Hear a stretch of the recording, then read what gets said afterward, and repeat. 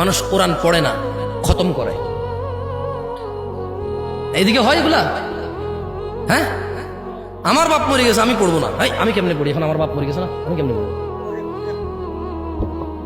মসজিদ থেকে পোলাপাইন নিয়ে এসে একজনে এক পারা পড়বে, মানে ও এক পারা, এ এক পারা, এ এক পারা, এটা নাকি 30 পারা হয়ে গেছে।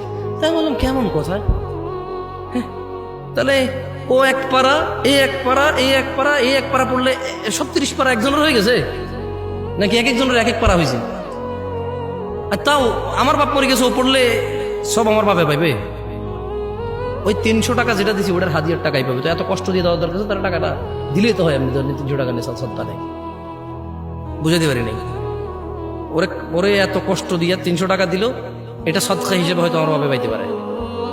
কিন্তু ওর এই আবার এই যে একটা আমল নতুন করে তৈরি করলো মুক্তির পথ, আল্লাহ নবী কি এরকম পদ্ধতি দিয়ে গেছে বলে মনে হয় আপনার? এই কোরআন কারণটা দেন তো।